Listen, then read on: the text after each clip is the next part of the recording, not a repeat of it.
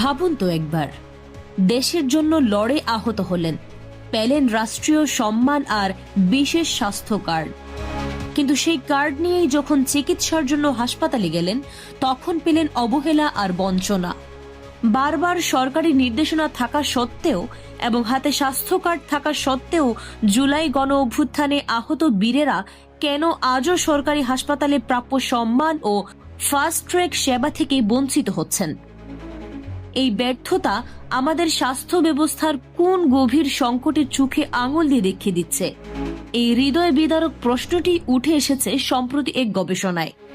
প্রধান উপদেষ্টার বিশেষ সহকারী অধ্যাপক সায়েদুর রহমান নিজেই স্বীকার করেছেন এই মর্মান্তিক ব্যর্থতার কথা।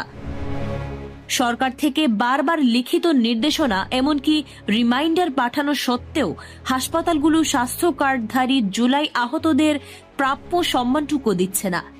তিনি পরিষ্কার ভাষায় হুঁশিয়ারি দিয়েছেন, আহতদের চিকিৎসা, ওষুধ বা পরীক্ষা নিয়ে কোনো গাফিলতি হলে তা হবে শাস্তিযোগ্য অপরাধ এবং খুব শিগগিরই আবারও দেশের সব সরকারি হাসপাতালে নতুন করে নির্দেশনা পাঠানো হবে। কিন্তু প্রশ্নটা কি শুধু নির্দেশনার অভাবে সীমাবদ্ধ? বাংলাদেশ হেলথ ওয়াচ ও এমিনেন্সের যৌথ গবেষণা বলছে সংকট আসলে আরও গভীরে।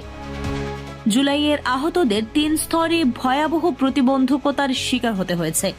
প্রথমত, চিকিৎসা নিতে আসতেই ভয়, রাজনৈতিক নিপীড়নের আশঙ্কা, অ্যাম্বুলেন্সের অভাব, চলাচলের অসুবিধা।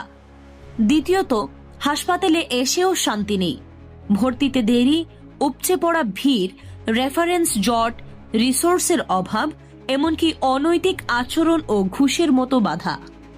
আর সবচেয়ে বেদনাদায়ক হল মৃত্যুর পরেও সম্মান মেলেনি। মৃতদেহ শনাক্তকরণের জটিলতা, পুলিশি বাধা এবং মর্গের অপর্যাপ্ততার মতো সমস্যাও দেখা গেছে।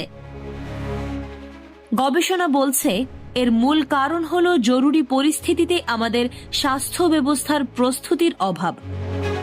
এটা শুধু একটি কার্ড বা সুবিধার প্রশ্ন নয়, এটা আমাদের জাতীয় বিবেক ও নৈতিকতার প্রশ্ন।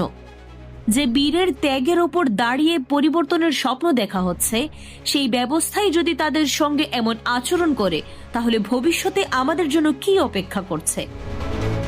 এই ধরনের গুরুত্বপূর্ণ আপডেট পেতে আমাদের সঙ্গে থাকুন। BGN TV 24, সংবাদ যেখানে, বিশ্বস্ততা সেখানে।